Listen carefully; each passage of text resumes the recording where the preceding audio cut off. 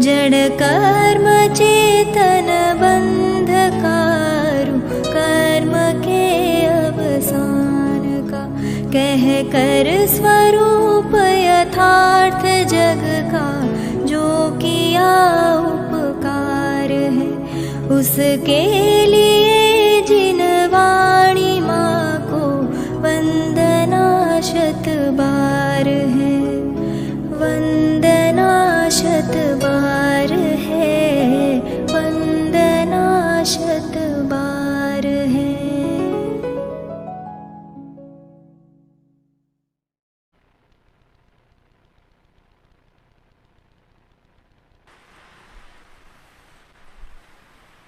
आचार्य कुंद कुंद देव विरचित समय सार परमागम आचार्य अमृत चंद्रकृत आत्मख्याति टीका सहित बंध अधिकार की चर्चा चल रही है। विगत 2 दिनों से जो चर्चा आ रही है अपनी, वह एक तरह से बंध के फल की आ रही है, बंध के परिणाम की आ रही है, या बंध का जो मूल कारण है उसके परिणाम की आ रही है, उसका असर, उसका प्रभाव क्या पड़ रहा है। जिस अध्यवसान के कारण से बंध होता है, कोई कह सकता है बंद कर रहा है तो हो जाने दो, करने दो, क्या फर्क पड़ रहा है। लेकिन उस अध्यवसान के कारण से ही जीव अपने को सर्वरूप करता है की बात चल रही थी, जिसमें 4 गति 84 लाख योनि रूप कर लेता है, समस्त विकारी भाव रूप कर लेता है, विभाव भाव। ये सर्वरूप विश्वरूप बात आ रही थी ना। जगत में ऐसा कुछ भी नहीं है जिस रूप अपने को नहीं करता है। विश्व शब्द का प्रयोग तो अब गाथा में एक कलश में कर रहे हैं, अगले कलश में 4 गति 84 लाख योनियाँ, ये तो भेद की अपेक्षा कह दिया। चार गति उसकी योनि की अपेक्षा से बात कर दी, लेकिन अनंत भवों में जितनी पर्याय धारण कर ली उतने रूप अपने को किया। भावों की अपेक्षा बात करें तो असंख्यात लोक प्रमाण प्रकार के भाव होते हैं, विकारी परिणाम, उतने रूप अपने को करता है। और गेयों की बात की जाए तो गेयों के तो जितने गेयों को जान रहा है, जितनी इसकी जानने की सामर्थ्य है, वो उस सब के जानने के रूप में, जानने में जानना बुरा नहीं है ना, जानना तो स्वरूप स्वभाव है, जानना स्वभाव है। तो सबसे पहले किसको जानना चाहिए? अपने आप को जानना चाहिए था ना। तो अपने आप को जाना नहीं और दुनिया को जानने में लगा नहीं। वो तो स्वपर प्रकाशक स्वभाव होने के कारण से पर भी जानने में आ गए। पर जानने में तो आए, लेकिन उन पर पदार्थों ने एकत्व करने के लिए कब कहा था? यदि जिसको जानते हो उसमें एकत्व करते हो तो स्व भी जानने में आ रहा है ना। तो जिस तरीके से पर जानने में आ रहे हैं और जानकर उनमें एकत्व कर रहा है, ऐसा इसका अर्थ स्व को जाना नहीं है, इसलिए स्व में एकत्व नहीं हो रहा है। तो स्व को बिना जाने जो पर को जान रहा है, यह अध्यवसान का परिणाम। तो उसलिए वो गेय भावों के प्रति भी अपने स्वरूप का निर्णय किए बिना जिस गेय को जानता है उसमें अटकता है। इसलिए उन गेय भावों की अपेक्षा से भी बात की थी। अब थोड़ा सा प्रकरण बदल रहा है, 2 तरह से बदल रहा है। एक तो जो अध्यवसान का भाव जो बंध का कारण था, उसके विविध प्रकार से चर्चा की। ये और ऐसा बंध इस जीव को हो रहा है। अब कहते हैं ऐसा बंध होता ही रहेगा क्या? या जगत के सारे जीव ऐसे ही बंद करते ही रहते हैं? सारे जगत के जीवों को ऐसा बंद होता रहता है? कुछ ऐसे भी तो होंगे जिन्हें बंद नहीं होता, बंद नहीं करते होंगे, वे कौन हैं? और यदि उन्हें बंद नहीं हो रहा है उसके पीछे कारण क्या है? ये इसकी बात अभी एक कलश में भी आ रही है और कलश के बाद के इस गाथा में आएगी। और उसके बाद में 271वीं गाथा में जिस अध्यवसान की हम चर्चा कर रहे हैं उसके लिए और भी कुछ नाम आते हैं, तो उनके पर्यायवाची नामों की चर्चा 271वीं गाथा में करेंगे और फिर प्रकरण बदल जाएगा। वो प्रकरण आज यदि यहाँ तक हो गया तो पूरा ही करने का विचार है, और यदि इसमें समय लगा तो कुछ इसका विषय एक जैसे नाचार्य की गाथा में एक टीका है, कल करके इसको पूरा करेंगे। फिर तो शिविर के बाद में बहुत लंबा गैप बीच में हो जाएगा, तो यहाँ तक का जो एक प्रकरण चल रहा है वो अपना पूरा हो जाएगा। किन्हें बंद नहीं होता, क्यों नहीं होता है, ये बात करते हैं। 172वां जो कलश है ये पिछला उपसंहार हो रहा है विषय का, और आगे की गाथा की सूचना वाला भी है। विश्वाद् विभक्तोऽपि यत् प्रभावाद् आत्मानमात्मा विदधाति विश्वं मोहैककन्दोऽध्यवसाय एष नास्ति येषां यतयस्त एव। एषः येषां नास्ति त एव यतयः। एषा अध्यवसायः, जिस अध्यवसाय की चर्चा विगत गाथाओं से करते आ रहे हैं, 20 और 2 22 गाथाएं हो गई। 22 गाथाओं से जो करते आ रहे हैं ऐसा वह अध्यवसाय येषाम नास्ति, जिनके नहीं है, त एव यतयः, वे ही वास्तव में यति है। यति माने मुनि है। तो मुनि कहते हैं ना, इसलिए मुनि सामान्य नहीं कहना चाहते हैं। पीछे भी यतीश्वर शब्द का प्रयोग किया था, और इसकी टीका में मुनि कुंजर शब्द का प्रयोग करने वाले हैं। मुनि कुंजर श्रेष्ठ मुनिवर, वे श्रेष्ठ हैं। मुनिराज की वह श्रेष्ठता किस आधार से? ऐसा अध्यवसाया येषाम नास्ति, ऐसा अध्यवसाय जिनके नहीं है वे यति हैं। वे यति हैं अर्थात मुनियों में वे श्रेष्ठ है। तो मुनियों में श्रेष्ठ है तो सारे ही मुनि तो अध्यवसाय से रहित होते हैं ना। जो देखा देखी मुनि बनते हैं, द्रव्यलिंग धारण कर लेते हैं, बिना भावलिंग के धारण कर लेते हैं, वो उनकी बात करते हैं। उनका अध्यवसाय छूटा नहीं है, अभी अध्यवसाय है, फिर भी मुनि कहलाते हैं, भेषधारी कहलाते हैं, उस रूप में जो कहे जाते हैं उनकी अपेक्षा कह रहे हैं। ये हम उनकी बात कर रहे हैं जिनको वास्तव में अध्यवसाय नहीं है। क्या विशेषता उस अध्यवसाय की?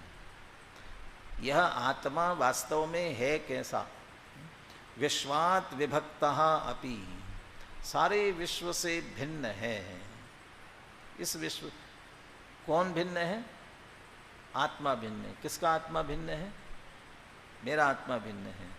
अच्छा, मेरा आत्मा तो भिन्न है, बाकी का आत्मा विश्व में जुड़ा हुआ है। बाकी का आत्मा विश्व से भिन्न नहीं है। अरे बाकी का आत्मा तो सारा विश्व है, लेकिन मैं इस विश्व में होते हुए भी विश्व से पृथक एक स्वतंत्र द्रव्य हूँ। वो अन्य जैसा जगत वाले मानते हैं, एको अहम ब्रह्म नानास्ति किंचन, एक ही ब्रह्म में है सारा जगत, अब मैं तो उसका हिस्सा हूँ, अंश हूँ। तो ऐसा नहीं है, पूरा विश्व उसमें मैं भी हूँ, लेकिन इस विश्व से अत्यंत भिन्न हूँ। मेरा अपना एक स्वतंत्र अस्तित्व है। ऐसा होने पर भी यत् प्रभावात आत्मा आत्मानं विश्वम विदधाति, इस विश्व से भिन्न है, फिर भी इसके ऊपर कुछ ऐसा प्रभाव है, कुछ प्रभावित करता है, जिसके प्रभाव से यह आत्मा अपनी आत्मा को विश्व रूप करता है, उन रूप कर देता है। बहुत एक उच्च कुल में जन्मा हुआ व्यक्ति हो, उच्च कलीन हो करके भी वह अपने आप को हीन कुल वाले आचरण जैसा, उन्हीं जैसा अपने आप को कर रहा हो, तो फिर कहते ये तो इस कुल वाला नहीं है, अच्छे कुल का है, लेकिन ये अपने आप को ऐसा कैसे बना लिया है, कहते इसके प्रभाव में आया। तो ये किसी के प्रभाव से, अपने भी जैसे तत्व रुचि वाले कहाँ कहाँ से वो करके आते हैं। कभी कभी तो ऐसा लगता है कि वहाँ तो कोई संभावना ही नहीं थी, लेकिन वहाँ से आए। तो आप कैसे आए? तो कि किसी एक के प्रभाव से, कहीं सुना, किसी से चर्चा की, वहाँ से लेकर किसी के प्रभाव से। ऐसे कह रहे ये जो विपरीत मान्यता करने वाले अपने आप को नर नारकादि रूप मान रहे हैं, रागी द्वेषी मान रहे हैं, जिसको जानने में लगते उस रूप मान रहे, ये विश्व रूप, विश्व रूप में विविधता का भी भाव है। कितने कितने रूपों में अपने आप को मानता है, जो करेगा वैसा अपने आप को मानने लग जाता है। अपने ही स्वयं के कितने रूप हो जाते हैं, जन्म से लेकर मरण तक के अनेक रूप, और उसके बीच में बालक से युवा वृद्ध होते होते वहाँ तक जाने वाले। उसके अलावा जो जो जिम्मेदारियाँ बढ़ती जाती हैं उसके अनुसार गुरुदेव का प्रवचन यदि आप शांति से पढ़ते, उसमें दिया थोड़ी समाज की सेवा करने लगता है तो मैं समाज सेवक, ऐसे बहुत सारी उससे बात की। कितने कितने रूपों में अपने आप को करता है। कहते कुछ इस पे प्रभाव है कौन? सारे विश्व से भिन्न एक चैतन्य स्वरूप आत्मा। पीछे भगवान ज्ञान स्वभाव की बात की 31-32 गाथाओं में, और भी 2-3 जगह आई। और वो भगवान ज्ञान स्वरूप वो कैसा है? सारे विश्व से भिन्न, मानो सारे विश्व के ऊपर तिरता हुआ, माने सारे विश्व के ऊपर तिरता हुआ, माने सर्वोत्कृष्ट और सबसे भिन्न ऐसा ज्ञान। यहाँ भी टीका में भी वो आत्मा की तीनों की बात आने वाली, द्रव्य गुण पर्याय तीनों की बात टीका में आने वाली है। माने ये द्रव्य गुण पर्याय तीनों से ये अत्यंत भिन्न है विश्व से ही। कहते वो भिन्नता की बात यहाँ मात्र कह दी, लेकिन तीसरी गाथा में अमृतचंद्र आचार्य ने बहुत विस्तार से सिद्ध की। एयत निश्चय गवो समो संवत्स सुंदरो लोई, एकत्व निश्चयगत समय सर्वत्र सुंदर लोक में। एकत्व निश्चय को प्राप्त, प्रत्येक द्रव्य अपने अपने स्वरूप में स्थित है, एकत्व में स्थित है, और आत्मा भी एकत्व में स्थित है। वहाँ तो सारे द्रव्यों पर घटित किया। सब द्रव्यों के बीच रहते हुए भी सब द्रव्यों के बीच रह रहा है। सब द्रव्यों के बीच रहते हुए स्वयं कैसा है? द्रव्य है। तो द्रव्य क्यों है? कि अनंत गुणात्मक, अनंत धर्मात्मक है, तो वह अपने अनंत धर्मों का स्पर्श करता है। चुंबन शब्द का प्रयोग किया। अनंत अपने अनंत धर्मों का चुंबन करते हुए भी एक दूसरे का स्पर्श नहीं करते। सबके बीच रहते हुए भी एक दूसरे को स्पर्श नहीं करते। सब अपने अपने स्वरूप से अपनी अपनी व्यक्तिता स्वयं की, हरेक की भिन्न भिन्न रखते हैं। स्वयं की अपनी अपनी एक व्यक्तिता है, भिन्नता स्वरूप से, स्वरूप में स्थित, टंकोत्कीर्ण अपने स्वभाव से, और साथ में विरुद्ध अविरुद्ध कार्य की हेतुता से विश्व का उपकार करते हैं, विश्व को टिकाए रखते हैं। माने प्रत्येक द्रव्य स्वयं रह रहा है और स्वयं के विश्व से भिन्न रह करके भी विश्व को टिकाए हुए हैं। क्यों? क्योंकि ऐसे ही सभी द्रव्य की अपनी अपनी सत्ता, ऐसे ही सब द्रव्यों की सत्ता से तो विश्व बना है।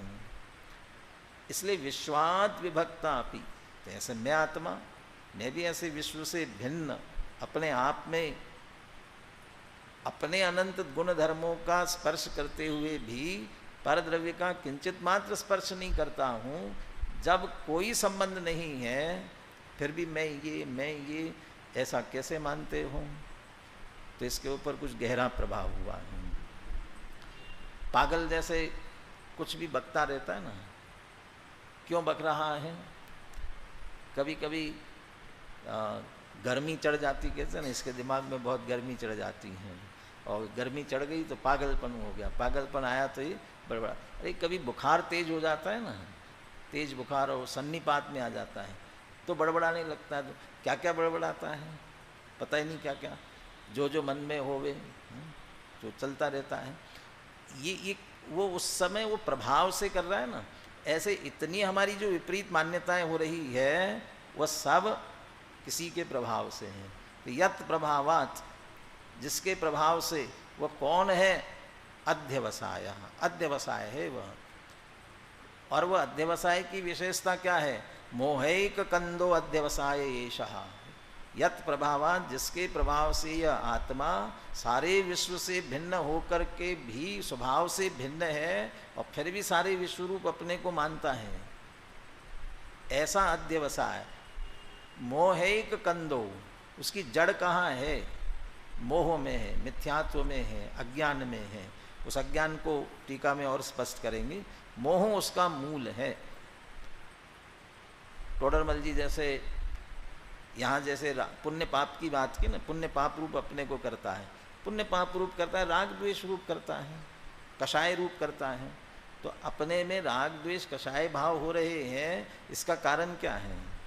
कषाय क्यों उत्पन्न होती है? मिथ्यात्व के कारण से।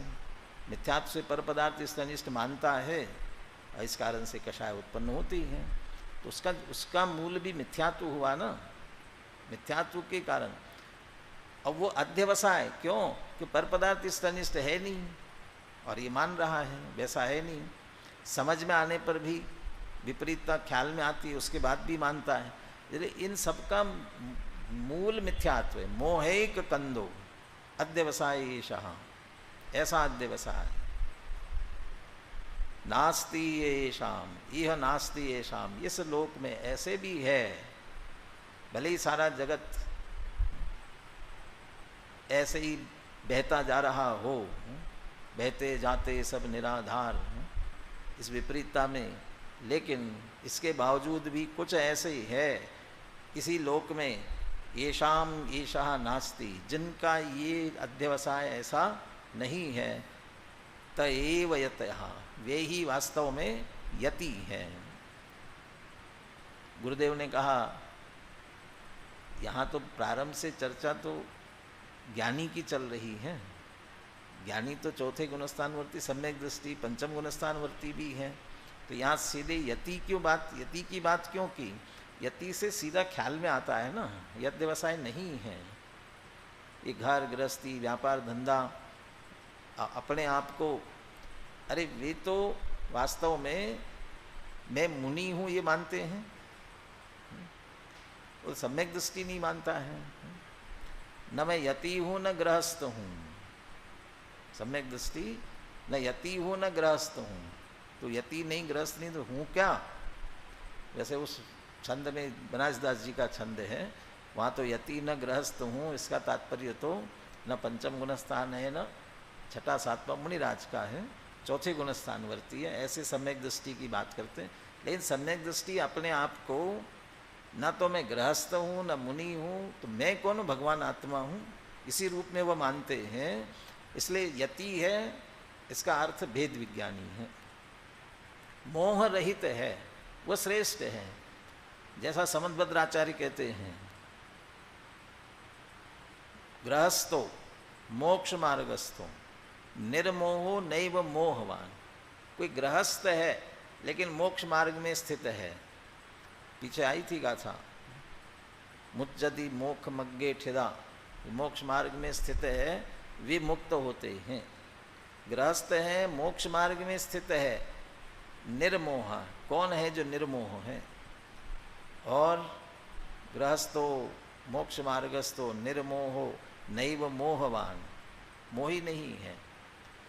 अनगारः ग्रही श्रेयान, अनगारः जो अनगार मुनिराज है उनसे ग्रही श्रेयान, गृहस्थ श्रेष्ठ है। ऐसा कैसे हो सकता है? गृहस्थ मुनिराज श्रेष्ठ होते हैं, लेकिन कौन से मुनि और कौन से गृहस्थ की बात कर रहे हैं? अनगारा ग्रही श्रेयान निर्मोहा मोहिनो मुने, मुनि मोही हो और गृहस्थ निर्मोही हो, कौन श्रेष्ठ है? ये गृहस्थ श्रेष्ठ है। क्यों श्रेष्ठ है? क्योंकि तो मोह रहित होने से वे यति, अब वो यति जैसा हो गया और मुनि मोही हो करके हीनता को प्राप्त हुआ। वे समंतभद्राचार्य उस गृहस्थ को ध्यानस्थ बैठा है, सामायिक की दशा में आत्मलीन हो रहा है, वो ऐसा आत्मलीन हुआ है तो उसके लिए क्या उपमा देते हैं? चैलोपसृष्ट मुनि रेव। ऐसा लग रहा है जैसे कोई मुनिराज बैठे हैं और किसी ने जबरदस्ती वस्त्र ऊपर से डाल दिए हैं।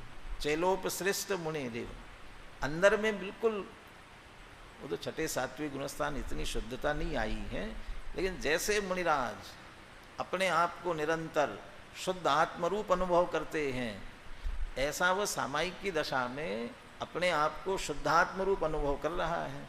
तो ऐसा लग रहा है कि जैसे बिल्कुल मुनिराज बैठे हों और वो ऊपर से वस्त्र जिनको उड़ाए गए हों। तो वो इसलिए कह रहे कि जिनको ही विपरीतता नहीं है वो यति जैसे हैं। और यहाँ तो मुनिराज की बात करें, मुनिराज तो ऐसे सर्वोत्कृष्ट हैं ही और उन्हें स्पष्ट रूप से बंध भी नहीं होता। श्लोकार्थ पढ़ते हैं नीचे। विश्व से अर्थात समस्त द्रव्यों से भिन्न होने पर भी यह आत्मा जिसके प्रभाव से स्वयं को विश्वरूप करता है, करता है माने करता है, हर एक के पास करने के लिए, वैसा करने के लिए अपना अपना स्वभाव होता है। ये दीवाल को समझे सफ़ेद कर दिया, किसने किया? सफ़ेदी ने किया। सफ़ेदी ने सफ़ेद क्यों किया? क्योंकि उसका स्वभाव सफ़ेद है, इसलिए किया। सफ़ेदी यदि हम पोतेंगे तो दीवाल कैसे होगी? यदि कालिक पोतेंगे किसी पर तो क्या होगा? वो कालिक किसी को कैसा करेगी? काला करेगी। शक्कर किसी को करेगी तो क्या करेगी? मीठा करेगी। अग्नि करेगी तो क्या करेगी? जलाएगी, क्यों? स्वभाव है। आत्मा करेगा तो क्या करेगा? जानेगा, जानने का कार्य है। तो ये विश्वरूप करता है माने क्या करता है कि जानता है विश्वरूप, और जानने के साथ मानना और उस रूप आचरण करना, ये यही कर सकता है यहीं तक। तो करता है का मतलब विश्वरूप करता है माने अपने आप को विश्वरूप कर नहीं देता है, हो ही नहीं सकता है। करता है का मतलब मानता है। जीव है वह जिनके नहीं वे ही मुनिराज हैं। बोलिए, बोल सकते हैं कलश, बोलिए कलश और पद्यानुवाद बोलिए सभी मिलकर। विश्वाद् विभक्तोऽपि यत् प्रभावात् आत्मानमात्मा विदधाति विश्वं मोहैक्यकन्दोद्वशाय एष नास्ति येषां यस्यास्तेव। यद्यपि चेतन पूर्ण विश्व से भिन्न सदा है, फिर भी निज को करे विश्वमय जिसके कारण मोह मूल वै बसाए ही जिसके ना हो। परम प्रतापी दृष्टिवंत वे ही मुनिवर हैं। परम प्रतापी दृष्टिवंत, दृष्टिवंत का मतलब वो अध्यवसाय है ना, वो मिथ्या दृष्टि है, विपरीतता है। और दृष्टिवंत माने जिनकी दृष्टि सम्यक हुई है, अध्यवसाय से रहित, वे वास्तव में मुनिराजे भेद विज्ञानी हैं। बनारस दास जी का भी छंद बोलिए। सदा सदा कर्म शोभिन्न सहज चेतन कहो, मोह विकलता मानी मिथ्यादि रहो। करे विकल्प अनंत अहम मति धारिके, सो मुनि जो थिर होई ममत निवारिके। वो 3 पंक्ति में तो पीछे की बात की और 4थी पंक्ति में उससे रहित होने वालों की बात की। सदा कर्म सो भिन्न सहज चेतन कहो। चैतन्य स्वरूप आत्मा कैसा है? कर्म सो भिन्न। यहाँ कर्म से भिन्न क्यों कह रहे? वहाँ तो विश्व से भिन्न की बात की थी ना। क्योंकि जितने रूप मानता है वो कर्मों के कारण से मानता है ना। नर नारकादि रूप मानता है, राग द्वेषादि रूप मानता है, सब कर्म के उदय की अवस्था है। विपच्यमान नरक नारक मानता है अपने आप को, विपच्यमान शुभ भाव सुख रूप मानता है, तो पुण्य रूप मानता है अपने आप को। सब कर्म के उदय के अनुसार मानते हैं। कर्म की बात की। कर्म सो भिन्न सहज चेतन कहो। इसमें वो गेय रूप वाली बात गौण हो जाती है, क्योंकि मुख्यतः तो इन रूपी मानने की है। ज्ञेयों के जानते हुए उसमें मानने वाली बात थोड़ी गौण हो जाती है। मोह विकलता मानी मिथ्याति भय रहो। मोह से विकल होकर के जैसी जैसी मान्यता अंदर होती है उसके कारण से वो मिथ्यात्वी हो रहा है, विपरीत मान्यता वाला हो रहा है। करे विकल्प अनंत अहम मतिधारी के, और उन सब में अहम बुद्धि करते हुए, जिस पर्याय में जाता है, जिस रूप होता है उसमें अहम बुद्धि धारण करके और इन सब का ममत्व छोड़ करके जो स्वरूप में स्थिर होते हैं, ममत्व निवारी के स्थिर होई सो मुनि, वे मुनिराज हैं। उन्हें अध्यवसाय नहीं है, और अध्यवसाय से बंद होता था इसलिए इन्हें बंद फिर नहीं होता है। यही बात अब आगे टीका में करने वाले हैं। टीका की अभी गाथा भी देखनी है अपने को। गुरुदेव का थोड़ा सा उद्धरण पढ़ने का मन है। 38 पेज पर देखिए, इस कलश के संदर्भ में सूत्रात्मक वाक्य के रूप में कैसे बात निकालते हैं गुरुदेव, ये विशेषता समझ में आएगी अपने को। जिसमें स्वपर को जानने रूप एक स्वभाव वाली आत्मा की परिपूर्ण प्रतीति वर्तती है, वह सम्यक दर्शन ही धर्म का अर्थात चारित्र का मूल है। ऐसे चारित्र के धारक मुनिवरों को उपरोक्त अध्यवसाय नहीं होते ही। चूँकि वो बनारसदास जी के छंद में स्थिर हो ही बात आई थी ना, स्वरूप में स्थिर होता है, और स्वरूप में स्थिर होने का मतलब चारित्र, और उस चारित्र का मूल क्या है, स्वरूप में स्थिर होने का मूल क्या है, सम्यक दर्शन है। सम्यक दर्शन के बिना चारित्र नहीं होगा। मोह खोह विहीनो अपनो परिणामो ही समो, मोह क्षोभ से रहित, मिथ्यात्व से रहित, तब वह चारित्र होगा। तो चारित्र का मूल सम्यक दर्शन है। और यहाँ जो संसार विपरीतता सब चल रही है उसका मूल क्या है, मोह ही जिसका मूल है, ऐसा अध्यवसान उसका मूल मोह है। मुनिराज जिस चारित्र में स्थिर है, लीन है, उसका मूल सम्यक दर्शन है। और दुनिया सारी जिस अध्यवसान में लगी हुई है उसका मूल क्या है, मोह मिथ्यात्व है। अध्यवसान ही, और ऐसा अध्यवसान जिनको नहीं है तथा सम्यक दर्शन जिसका मूल है, ऐसे चारित्र के धारक प्रचुर आनंद में झूलने वाले मुनिराज होते हैं। ये शब्द भी आगे की टीका में से आगे गुरुदेव के पढ़ने में, जिस प्रकार धर्म का मूल सम्यक दर्शन है, इसी प्रकार अध्यवसानों का मूल मिथ्या दर्शन है। सीधे सीधे दो धाराएं हैं। जीव की मूल रूप से दो मुख्य अवस्थाएं हैं, हेड क्वार्टर समझ लो, एक मोक्ष और एक निगोत। सबसे लंबा काल कहीं कहीं रहता हो, मोक्ष चला गया तो रही अनंत काल यथा तथा शिव परिणय, और निगोद में गया तो वहाँ से निकलने का कोई निश्चित, निकले कदाचित अलग बात है, लेकिन चला गया फिर बहुत लंबा काल है। वो एकेंद्रीय में स्थावर में जाने का, उससे फिर और निगोद में ही। टोडरमल जी ने लिखा शायद 2.5 पुद्गल परावर्तन, 2.5 पुद्गल परावर्तन उत्कृष्ट काल, 2.5 पुद्गल परावर्तन तक भी न निकले। और 2.5 पुद्गल परावर्तन के लिए कहा कितना, जिसके अनंतवे भाग में अनंत सागर होते, अनंतवे भाग में अनंत सागर होते हैं, इतना काल के लिए चला गया।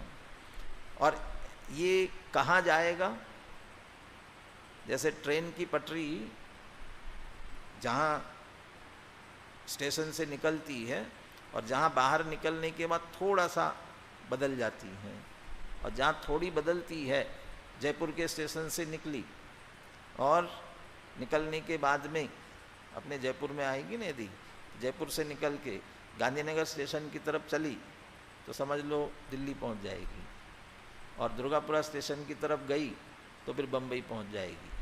और जयपुर से निकली थी एक ही साथ में, एक ही बार में, तो वो जाके बस थोड़ा सा अंतर, लेकिन थोड़ा सा नहीं हुआ, एक दिल्ली और एक बम्बई पहुंच गई।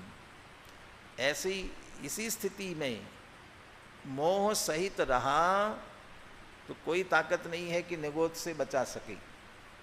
मोह सहित रहा तो निगोद जाएगा ही जाएगा, कोई नहीं बचा सकेगा। और मोह छूटा तो मोक्ष जाएगा ही जाएगा, वहाँ भी कोई नहीं रोक पाएगा, फिर रोकने वाला नहीं कोई। वो भी सोचे ना, एक्सकेलेटर होता है ना, चढ़ने वाला। हाँ, अब थोड़ा अनजान होवे और वो पैर रख दे और वो चल दे ऊपर चलने, नहीं नहीं नहीं मुझे नहीं जाना है, रुक जा रुक जा रुक जा, और रुकेगा वो तो ऊपर पहुंचा के ही छोड़ेगा। ऐसे सम्यक दर्शन धारणा। अब मैं जिसको सम्यक दर्शन हुआ वो तो ऐसा नहीं सोचेगा, लेकिन अब मुझे मोक्ष नहीं जाना है, तो वो तो सम्यक्त्व में आया, माने सम्यक्त्व का फल मोक्ष, मिथ्यात्व का फल निगोध, और बाकी जो थोड़े शुभाशुभ भाव होते हैं ना, उन शुभाशुभ भावों में स्वर्ग नरक आदि खो जाते हैं। उन शुभाशुभ भावों में, उन शुभाशुभ भावों के साथ मोह मिथ्यात्व रहा तो नियम से निगोध, उन्हीं शुभाशुभ भावों के साथ सम्यक्त्व रहा तो निश्चित रूप से मुक्ति की तरफ जाने वाला है। इसलिए सम्यक दर्शन जिसका मूल है धर्म, और अध्यवसानों का मूल मिथ्या दर्शन, ऐसा अध्यवसान मुनिवरों को नहीं होता है। मुनिवरों को 6 काय के जीवों की रक्षा का विकल्प तो आता है, पर वे उस विकल्प के स्वामी कर्ता नहीं होते, वे उसके भी मात्र ज्ञाता दृष्टा रहते। इसलिए याद दिलाया कि वो यति अध्यवसाय नहीं होता है की बात कर रहे हो। हम तो मुनिराजों को भी देखा है, जीवों को बचाने के लिए ईर्ष्या समिति पूर्वक चलते हैं, तो उन्हें भी बचाने का भाव तो होता है ना। तो अध्यवसाय नहीं हुआ क्या? कि नहीं हुआ, विकल्प है, लेकिन उसके भी कर्तव्य नहीं बनते।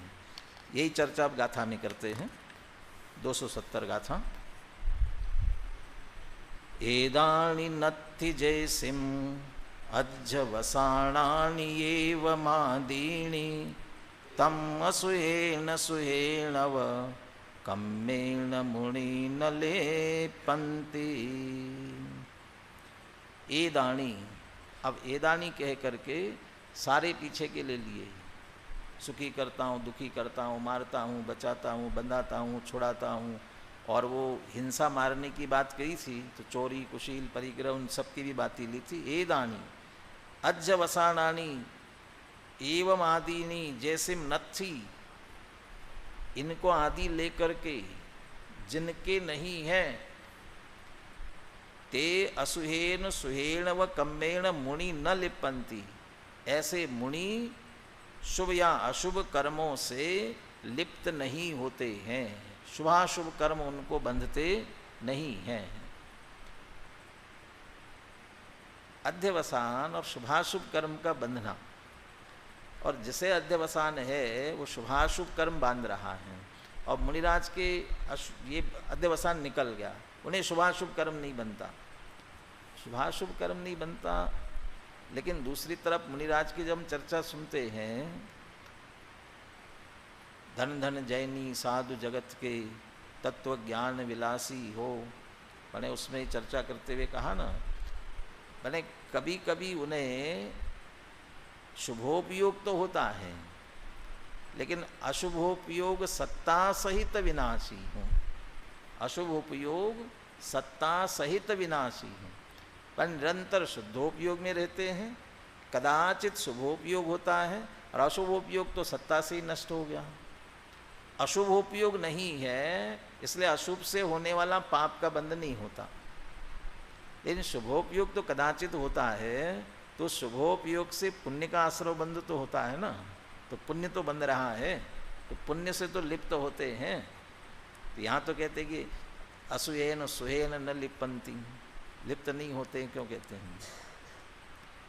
अज्ञानी को जो अशुभ भाव बंध रहा है वो तो संसार का कारण है ही, संसार में परिभ्रमण कराने वाला है ही, लेकिन जो शुभ बंध रहा है, पुण्य भी बंध रहा है, वह संसार में ही परिभ्रमण कराने वाला है। कभी अकाम निर्जरा करे भवन त्रिक में सुरतनु धरे, वहाँ चला भी जाएगा। और फिर आगे क्या पंक्तियाँ, कभी अकाम निर्जरा करे भवन त्रिक में सुरतनु धरे ना, विषय चाह दावानल दयो मरत विलाप करत दुख सयो। तो वहाँ जाकर के ऐसा करेगा, और फिर वहाँ से निकल करके तहते चय थावर तो जो विमानवासी हूँ था, कदाचित भवनत्रिक में गया, कभी विमानवासी भी हो गया। वो शुभ भाव करने के बाद भी संसार ही बढ़ाता है। और मुनिराज के ये जो शुभ भाव हो रहे हैं ये छूटने के लिए हैं, छूटने वाले हैं।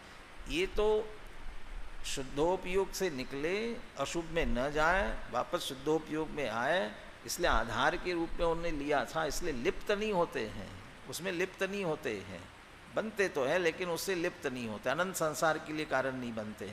इसलिए अशुभ तो है नहीं और शुभ भी है, उसे भी लिप्त नहीं होते हैं। गाथार्थ पढ़ते हैं, ये अध्यवसान भाव व इस प्रकार के अन्य अध्यवसान भाव जिनके नहीं है वे मुनिराज अशुभ या शुभ कर्मों से लिप्त नहीं होते। बोलिए गाथा और पद्यानुवाद बोलिए।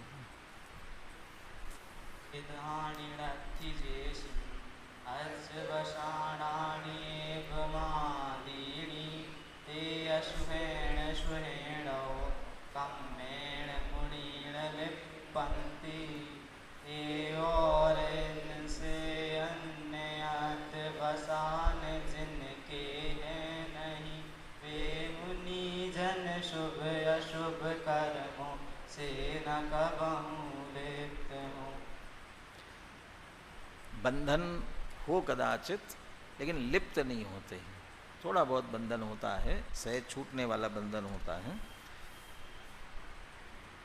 टीका की पहली पंक्ति ये तो गाथा की सिर्फ संस्कृत व्याख्या की है, पहली पंक्ति में कोई विशेष बात नहीं है, एक ही विशेष बात आ रही है सिर्फ। एतानी किल यानी त्रिविधानी अध्यवसानानि,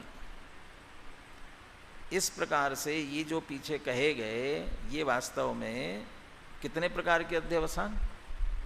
त्रिविधानी, 3 प्रकार के। कौन कौन से? मैं मारता हूँ बचाता हूँ, सुनीति मिथ्यात्व की, मिथ्या दर्शन की।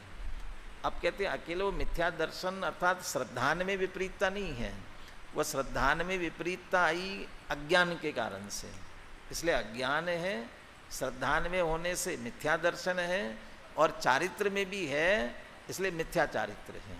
ये मिथ्या दर्शन, मिथ्या ज्ञान, मिथ्या चारित्र, ये तीनों को अध्यवसान कहना चाहते हैं, इसलिए वो 3 प्रकार का अध्यवसान। तानी समस्तानी अपि शुभाशुभ कर्म बंध निमित्तानि, और वे सब कर्म बंधन के निमित्त हैं स्वयं अज्ञानादि रूपत्वात्, क्योंकि वह स्वयं अज्ञान आदि, अब आदि क्यों लगा दिया? पीछे तो हमेशा अज्ञान रूप ले रहे थे, लेकिन आदि क्यों ले रहे हैं? क्यों अज्ञान रूप भी है, अश्रद्धान रूप भी है और अचारित्र रूप भी है, ये तीनों रूपों में लेने वाले हैं, इसलिए वो 3 प्रकार के कह रहे हैं। ये समस्त अध्यवसान वे कर्म शुभाशुभ कर्मों के बंधन करने वाले हैं। लेकिन गाथा में तो ये बात आई ना, एदानी नत्थि जैसे, जिनके ये नहीं है तो नहीं है, उनकी बात आगे कर रहे हैं। वे कौन है और फिर उन्हें कर्मबंध कैसे नहीं होता है? तथा ही करके इसको विस्तार से समझाते हैं। यदिदम हिनस्मि इत्यादि अध्यवसानम तत्, अब एक भाव पकड़ लिया, मैं मारता हूँ, उस भाव को पकड़ा, और फिर कहेंगे कि ऐसे सभी भावों पर लगा लेना, अकेले इसी भाव को लेकर के पूरी बात करते हैं। ये हिनस्मि ये भाव लेंगे, इसके बाद में लेंगे नारक इत्यादि की, और हिनस्मि ये समझ लो अशुभ शुभाशुभ भावों की बात है, फिर नारक आदि की बात है, और फिर लेंगे धर्म अधर्म आकाश काल जो गेय वाली बात है, इन तीनों की बात करेंगे। यदिदम हिनस्मि इत्यादि अध्यवसानम तत् ज्ञानमयत्वेन आत्मनः सद अहेतुक ज्ञप्ति एक क्रियस्य राग द्वेष विपाकमयीनाम हननादि क्रियाणाम च विशेष अज्ञानेन विविक्त आत्म अज्ञानात् अस्ति तावद अज्ञानम। मैं जीव को मारता हूँ, मैं मारता हूँ, ये अध्यवसान, ये विपरीत मान्यता, ये कैसा है? ये अध्यवसान कैसा है? ये कहने से पहले आत्मा कैसा है ये बता रहे हैं। आत्मा कैसा? क्योंकि वो कलश में लिया था ना, विश्वत विभक्तोपि यत् प्रभावात, इस विश्व से विभक्त है। तो किसके कारण से विभक्त है? उसका अपना स्वभाव क्या है? ज्ञानमयत्वेन। आत्मा कैसा है? ज्ञानमय है।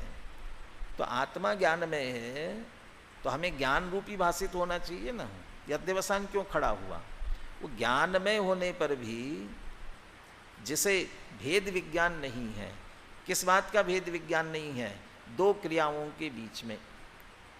कौन कौन सी क्रिया?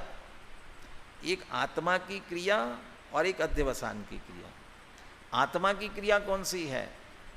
सद अहेतुक ज्ञप्ति एक क्रियस्य। आत्मा की क्रिया कैसी है? ये आत्मना के साथ भी जो ज्ञानमयत्वेन आत्मना, आत्मा ज्ञानमय है। तो जब आत्मा ज्ञानमय है तो उसका कार्य कैसे होगा? उसकी क्रिया कौन सी होगी? ज्ञप्ति। ज्ञप्ति माने जानने की क्रिया। न्याय दीपिका वगैरह में 3 शब्द आ जाते हैं ना, ज्ञाता, ज्ञान, ज्ञप्ति। ज्ञाता, ज्ञान, ज्ञप्ति और ज्ञेय, जिन विषयों को जानते वो ज्ञेय। ज्ञप्ति माने जानने की क्रिया। वो ज्ञप्ति क्रिया कैसी है? 2 शब्द देते हैं, सत अहेतुक। सत माने अस्तित्व रूप है, सत रूप है ना।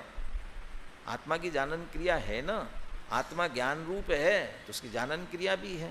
तो ज्ञान रूप आत्मा की वह क्रिया सत रूप है, अस्तित्व रूप है और अहेतुक है। क्यों? आत्मा क्यों जानता है? क्यों जानता है? स्वभाव है। क्यों स्वभाव है? क्या कारण है? सहज है ना, स्वतः सिद्ध है, सहज है। किसी ने, इसलिए अहेतुक, किसी ने किया नहीं है। सारे विश्व के लिए हम कहते हैं ना, किन्हू न कर्योण धैर्य को, षट द्रव्यमयी न हरे को। सारे षट किसी ने नहीं किया। ऐसे आत्मा को भी ज्ञान रूप किसने किया? किसी ने नहीं किया। तो आत्मा की जानन क्रिया किसके कारण से होती है? सहज होती है, स्वतः सिद्ध है। इसको कहते सत अहेतुक। वैसी है, अपनी सत्ता स्वरूप है और किसी के बिना कारण के। सत अहेतुक, इसको 3 बार दोहराने वाले हैं। अभी ये रागादि विकारी भाव के साथ भेद की बात चल रही है, उसमें नारकादि पर्यायों के समय भी, धर्मादि के समय भी, इन सबसे भेद विज्ञान के समय इसको फिर दोहराएंगे। सत अहेतुक ज्ञप्ति क्रिया। और दूसरी तरफ जो क्रिया हो रही, मैं मार रहा हूँ, ये जो राग द्वेष के भाव हो रहे, ये कैसे? राग द्वेष विपाकमयी नाम हननादि क्रियाणाम। ये तो कर्म के उदय से होने वाले भाव विपाकमय भाव है, औदयिक भाव है, कर्म के उदय से होते हैं। ये सत नहीं है, त्रिकाल रहने वाले नहीं है। ये विनाशिक है, क्षणिक है, अभी उत्पन्न हुए नष्ट होने वाले हैं। और जानन जानन जानन क्रिया सत, सदैव रहने वाली, अविनाशी है। और वो ज्ञप्ति क्रिया अहेतुक है, कोई उसके लिए कारण नहीं है, कोई जरूरत, सहज है, स्वाभाविक है। और ये भाव जो उत्पन्न हो रहा है कर्म के उदय के कारण से हो रहा है, औदयिक है। व्यापाकमयी नाम हननादि क्रियाणाम च, मारने का भाव, बचाने का भाव, वो सारे भावों को लेंगे इसमें से। क्रियाणाम च विशेष अज्ञान, ये दोनों अलग अलग क्रिया है ना। एक मारने की क्रिया है, एक जानने की क्रिया है, दोनों अलग अलग क्रिया है ना। ये दोनों क्रियाओं का भेद न विशेष अज्ञान, विशेष न जानने से, दोनों का अंतर न जानने से, विविक्त आत्मज्ञानात्, मैं ज्ञान रूप आत्मा इससे भिन्न हूँ, इसका निज्ञान होता है। अज्ञानात्, इस ज्ञान का अभाव होने के कारण से अस्तितावद अज्ञान, इसलिए अज्ञानपना है।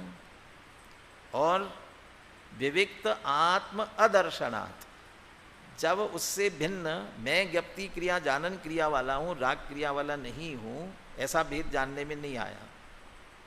इसलिए मानने में भी नहीं आया कि मैं मात्र जानने वाला हूँ, ये मानने में नहीं आया। अदर्शनात्, ऐसी श्रद्धा का अभाव होने से।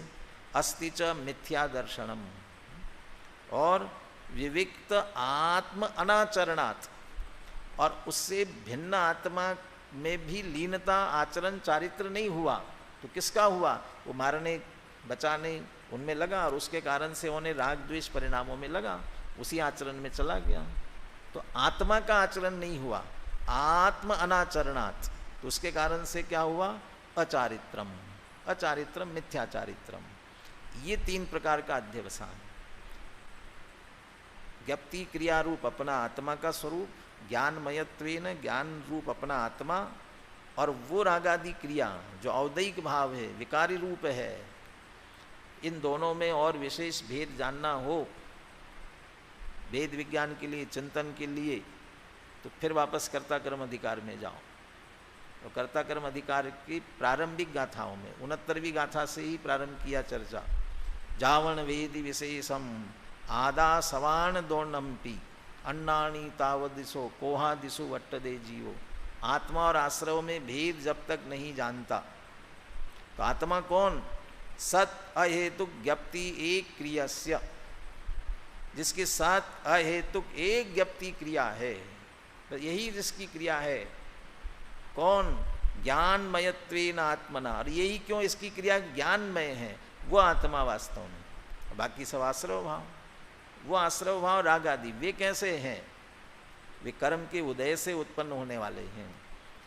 उसी गाथा की टीका में अंतर करते हुए ऐसे शब्द दिए, सहज उदासीन अवस्था, जानने की जो क्रिया है, जानन क्रिया, उसे सहज उदासीन अवस्था, और क्रोधादि विकारी भाव आश्रव भावों को लिया क्रियमान रूप से उत्पन्न होने वाले, क्रियमान रूप से उत्पन्न होने वाले। फिर आकुलता उत्पन्न करते हैं विकारी भाव आश्रव भाव, वो सहज निराकुल रूप से उत्पन्न होते। बहुत सारे अंतर दिए। ये अंतर जिसने नहीं जाना उसे अज्ञान, उसे मिथ्या दर्शन, अश्रद्धान, और ऐसा जानकर मानकर आचरण करने के कारण से मिथ्याचारित्र, ये अध्यवसान चला आ रहा है। 3 प्रकार का अध्यवसान चला आ रहा है। अभी ये पहले पुण्य पाप भाव वाले समझ लो, राग द्वेष भाव वाले, उसमें ये 3 प्रकार के अध्यवसान को घटित किया। अब ये अध्यवसान मैं नारकी हूँ, त्रियंश हूँ, मनुष्य हूँ, देव हूँ, इस पर घटित करेंगे। फिर मैं धर्म आदि द्रव्य हूँ, इसमें घटित करेंगे। और ये अध्यवसान, पहले ये अध्यवसान सब बता दिए, और फिर कहेंगे ये जिनके नहीं हैं, तो किन के नहीं है और क्यों नहीं है, वहाँ वो बात करेंगे, क्योंकि उनको भेद विज्ञान है, वो उससे भिन्न अपने ज्ञान में आत्मा को जान रहे हैं, इसलिए उन्हें वो भेद विज्ञान है। तो हमें भी अपना स्वरूप कैसा है ये जान करके अध्यवसान भावों का अभाव करके मुक्ति मार्ग पर आने का प्रयास निश्चित रूप से करना चाहिए। शेष चर्चा आगे करेंगे। सहजान